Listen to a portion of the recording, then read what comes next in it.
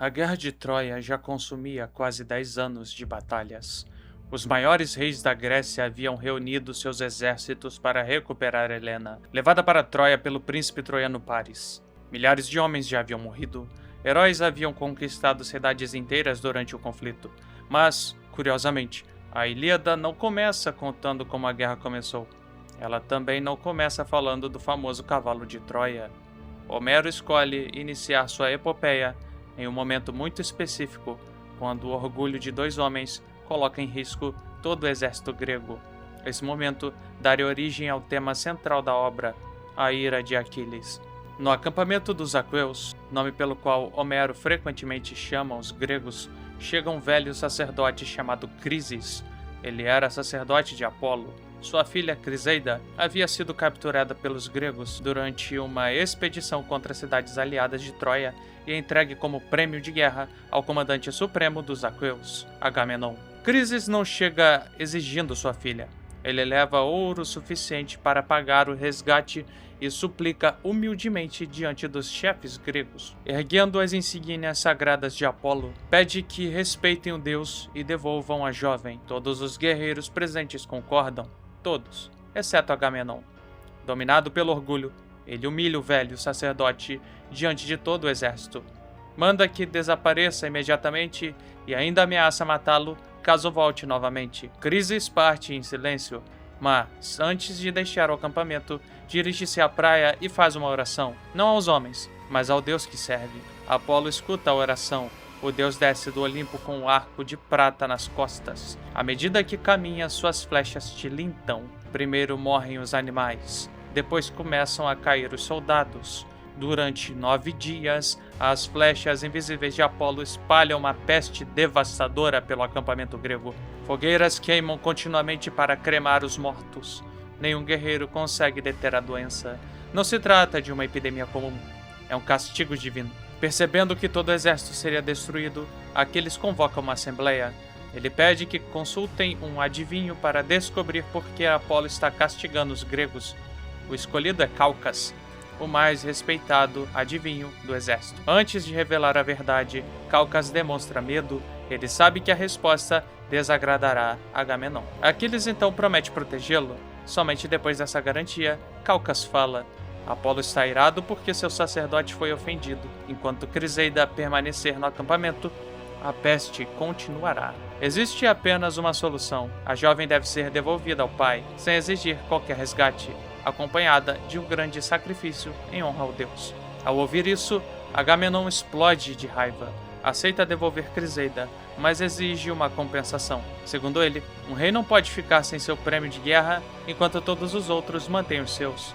Aquiles responde que naquele momento não existem riquezas suficientes para compensá-lo. Quando Troia cair, afirma ele, Agamenon receberá muito mais. Mas o comandante não aceita esperar. Ele anuncia que tomará Briseida, a escrava concedida a Aquiles como recompensa. Hoje essa disputa pode parecer apenas uma discussão por mulher, mas na sociedade heróica descrita por Homero, Briseida representa algo muito maior. Ela simboliza a honra pública de Aquiles.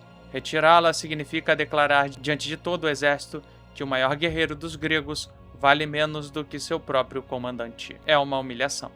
Aquiles perde completamente o controle. Sua mão alcança a espada por um instante. Ele decide matar Agamenon ali mesmo.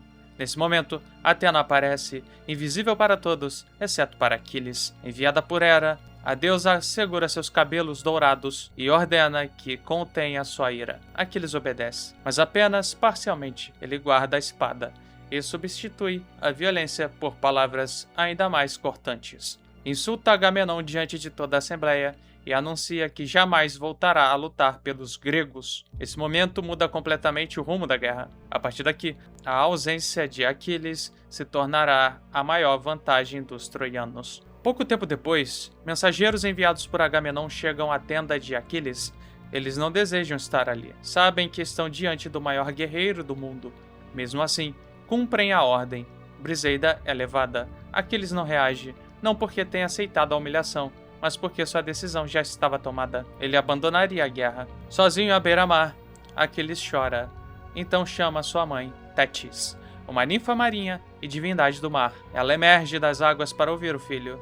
Aquiles pede que Zeus faça os gregos sofrerem derrotas. Somente assim, Agamenon perceberia o erro que cometeu ao insultar o maior de seus guerreiros. Dias depois, Tétis sobe ao Olimpo, ajoelha-se perante Zeus, lembra ao rei dos deuses de um antigo favor que lhe prestou e pede uma única recompensa: que os troianos sejam favorecidos na guerra. Zeus permanece em silêncio, mas ao final inclina a cabeça. Entre os deuses, esse gesto equivale a um juramento. A partir daquele instante, o destino da guerra começa a mudar. Hera percebe imediatamente que Zeus fez um acordo escondido. Desconfiada, exige explicações. Zeus se irrita, afirma que não aceitará ser questionado. A tensão cresce entre os deuses, até que Hefesto intervém. Com bom humor, lembra aos imortais que uma discussão apenas estragaria o banquete divino. Graças à sua intervenção, a paz é restaurada. O Olimpo volta a celebrar. Enquanto isso, na Terra, a guerra está apenas começando. Depois de prometer a Tétis que faria os gregos sofrerem pela ausência de Aquiles, Zeus coloca seu plano em movimento. Enquanto Aquiles permanece afastado da guerra, consumido pela humilhação que sofreu, o rei dos deuses prepara o primeiro grande golpe contra os aqueus. Tudo começa durante a noite. Um simples sonho será suficiente para colocar em marcha acontecimentos que decidirão o destino da guerra. Quando todos dormem, Zeus chama a personificação do sonho. Ele dá uma missão. Ele deve assumir a aparência de Nestor, o mais velho e respeitado dos reis gregos, e aparecer diante de Agamenon. Na visão, o falso Nestor anuncia uma mensagem animadora. Segundo ele, chegou finalmente o momento de conquistar Troia. Zeus estaria ao lado dos gregos, bastaria reunir o exército e lançar um ataque imediato. Agamenon desperta convencido de que aquela era uma verdadeira revelação divina, sem imaginar que estava sendo enganado pelo próprio Zeus. Veste sua armadura, toma seu cetro e convoca uma reunião dos chefes aqueus. Antes de revelar seu plano, Agamenon decide testar seus homens. Na assembleia, faz um discurso completamente inesperado. Afirma que, depois de quase 10 anos de guerra, talvez seja melhor desistir. Propõe que todos embarquem de volta para a Grécia. O resultado surpreende até mesmo o próprio comandante. Os soldados correm imediatamente em direção aos navios. Homero descreve a multidão como ondas agitadas pelo vento ou como um enorme enxame de abelhas deixando sua colmeia. A guerra parecia terminada. Os aqueus estavam prontos para abandonar Troia. Hera observa tudo do Olimpo e percebe que os planos de Zeus podem fugir do controle. Ela envia Atena para impedir que o exército abandone a guerra. A deusa procura Odisseu, conhecido por sua inteligência e habilidade com palavras. Odisseu compreende imediatamente a situação. Empunhando o cetro de Agamenon, percorre todo o acampamento. Quando encontra um rei ou comandante, fala com respeito e o convence a permanecer. Mas, quando encontra soldados comuns tentando fugir, usa outro método. Repreende-os duramente e os faz retornar às suas posições. Pouco a pouco, a disciplina é restaurada. O enorme exército volta a ocupar seu lugar na Assembleia. É nesse momento que surge um personagem bastante diferente dos grandes heróis da Ilíada. Seu nome é Thersites. Homero o descreve como feio, corcunda e de aparência desagradável. Mas sua característica mais marcante não é sua aparência, é sua língua. Thersites critica Agamenon diante de todo o exército. Acusa o rei de acumular riquezas enquanto envia outros homens para morrer. Lembra da humilhação imposta a Aquiles e afirma que os gregos estão pagando caro pela arrogância de seu comandante. Em muitos aspectos, Thersites diz aquilo que vários soldados provavelmente pensavam, mas sua forma de agir desafia toda a hierarquia do mundo heróico.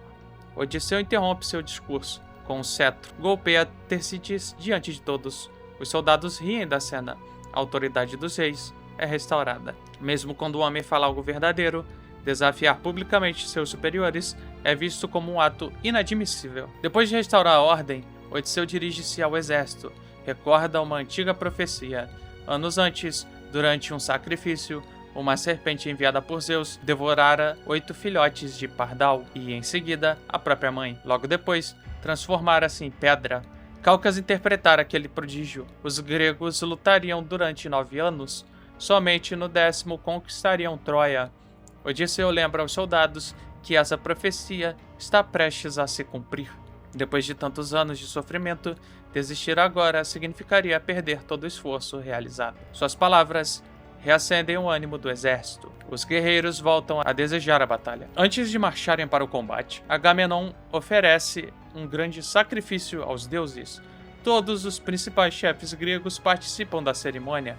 Nestor aconselha que o exército seja organizado por tribos e clãs. Assim, cada comandante conheceria melhor seus homens durante a batalha. O conselho é aceito.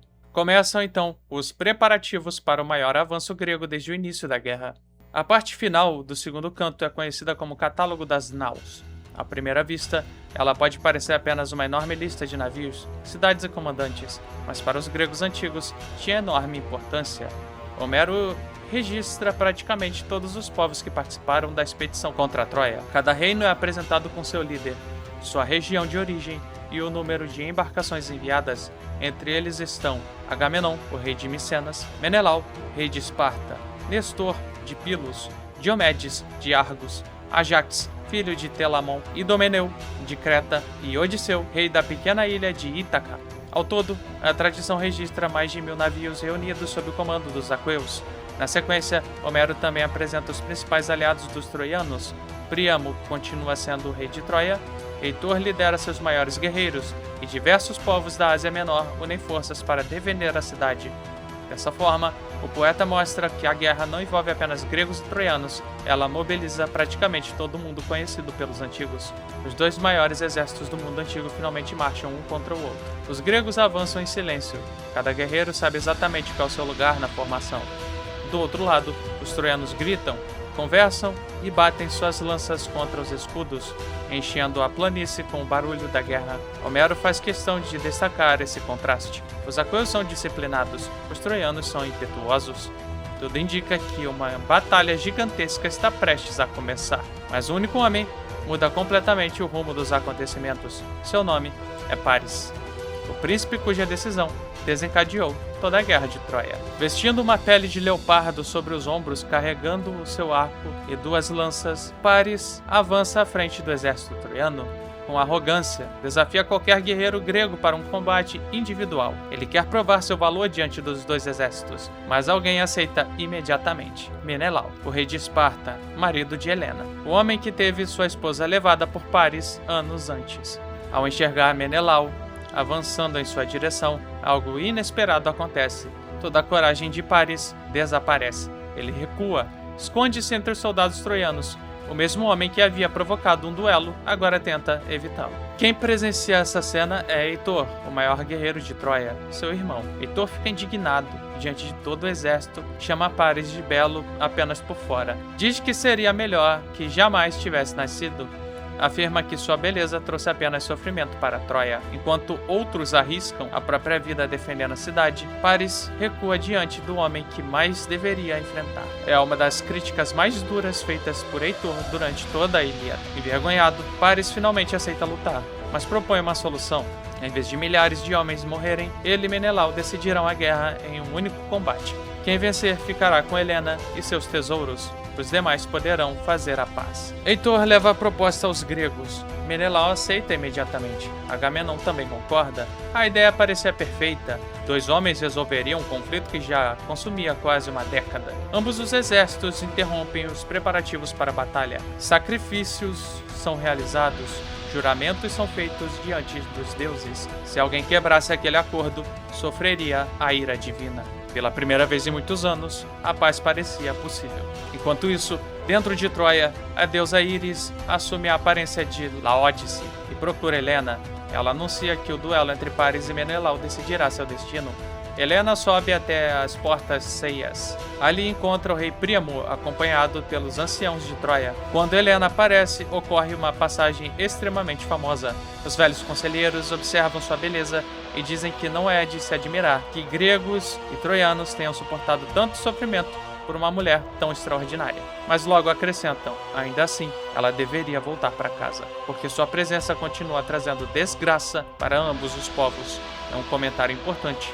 Os anciãos reconhecem sua beleza, mas também compreendem o enorme preço que ela custou. Príamo recebe Helena com gentileza. em vez de culpá-la pela guerra, afirma que a responsabilidade pertence aos deuses. Depois pede que ela identifique os principais chefes gregos. Helena então descreve um a um. Primeiro, Agamenon.